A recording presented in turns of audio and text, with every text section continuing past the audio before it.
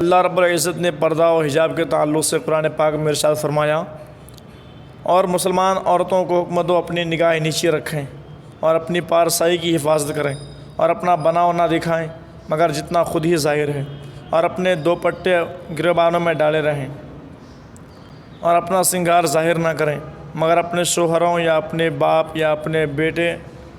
یا اپنے شوہروں کے باپ یا اپنے بیٹے یا اپنے شوہروں کے بیٹے یا اپنے بھائی یا اپنے بھتیجے یا اپنے بھانجے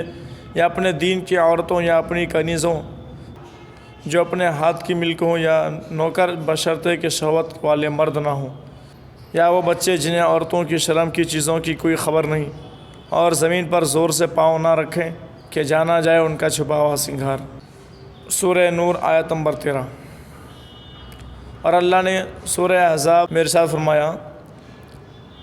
وَقَرْنَ فِي بُيُوتِكُنَّ وَلَا تَبَرَّجْنَ تَبَرُّجَ الْجَاهِلِيَّةِ الْأُولَىٰ، یعنی اپنے گھروں میں ٹھہری رہو اور بے پردہ نہ رہو جیسے اگلی جاہلیت کی بے پردگی۔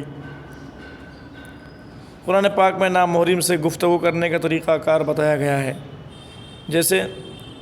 اللہ رب العزت نے ارشاد فرمایا، اگر اللہ سے ڈرو تو بات میں ایسی نرمی نہ کرو کہ دل کا روگی کچھ لالچ کرے۔ سورہ احزاب کی آیت ہے یہ۔ اے نبی صلی اللہ علیہ وسلم، اپنی بیویوں اور اپنی صاحبزادیوں اور مسلمان عورتوں سے فرما دو کہ اپنی چادروں کا ایک حصہ اپنے منہ پر ڈالے رہیں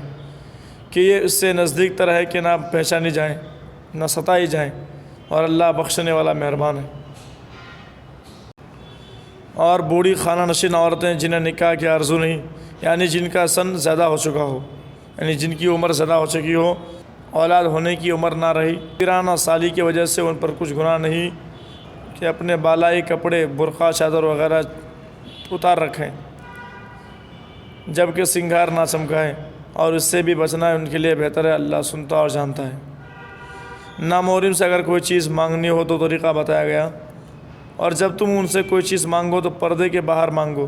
اس میں زیادہ ستھرائی ہے تمہارے دلوں کے لیے۔ اب احادیث کریمہ سے پردے کی اہمیت سماعت فرمائیں۔ حضرت عبداللہ ابن عمر رضی اللہ تعالیٰ عنہ سے روایت ہے کہ حضور اقدس صلی اللہ علیہ وسلم نے ارشاد فرمایا، عورت چھپا کر رکھنے کی چیز ہے، اور بلا شبہ جب وہ اپنے گھر سے باہر نکلتی ہے تو اسے شیطان تکنے لگتا ہے، اور یہ بات یقینی ہے کہ عورت اس وقت سب سے زیادہ اللہ سے قریب ہوتی ہے جب وہ اپنے گھر کے اندر ہوتی ہے۔ ام المؤمنین حضرت ام سلمہ رضی اللہ تعالیٰ عنہ ارشاد فرماتی ہیں کہ میں اور میمونہ رضی اللہ عنہ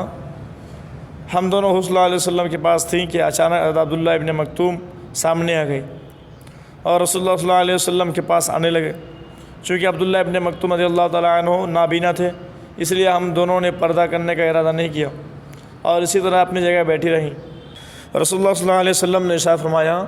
کہ ان سے پردہ کرو۔ میں نے عرض کیا، رسول اللہ صلی اللہ علیہ وسلم کیا وہ نابینا نہیں؟ ہم کو تو وہ نہیں دکھ رہے ہیں۔ اس کی جواب میں رسول اللہ صلی اللہ علیہ وسلم نے ارشاد فرمایا، کیا تم دونوں بھی نابینا ہو؟ کیا تم ان کو نہیں دیکھ رہی ہو؟ حضرت سیدنا عمر فاروق رضی اللہ تعالیٰ عنہ سے روایت ہے کہ رسول اللہ صلی اللہ علیہ وسلم نے ارشاد فرمایا، کوئی غیر مرد جب کسی عورت کے ساتھ تنہائی میں ہوتا ہے تو وہاں ان دونوں کے علاوہ تیسرا فرد شیطان بھی ضرور موجود ہوتا ہے۔ حضرت ابو سعید خدری رضی اللہ تعالیٰ عنہ فرماتے ہیں کہ ایک مرد حضرت صلی اللہ علیہ وسلم مسجد سے باہر تشریف لا رہے تھے اور مرد عورت وہاں سے گزرنے لگے۔ راستہ میں مرد عورت اس طرح سے مل گئے کہ سب اکٹھے گزرنے لگے اور عورتیں ایک طرف نہیں تھیں، گویا کہ عورتیں پردہ میں تھیں مگر راستے کے درمیان مردوں کے مجمع میں جا رہی تھیں۔ یہ ماجرا دیکھ کر حضور صلی اللہ علیہ وسلم نے ارشاد فرمایا، اے عورتوں پیچھے ہٹو، تم کو راستے کے بیچ میں چلنے کی اجازت نہیں ہے، تم راستے کے کناروں پر سے گزرو۔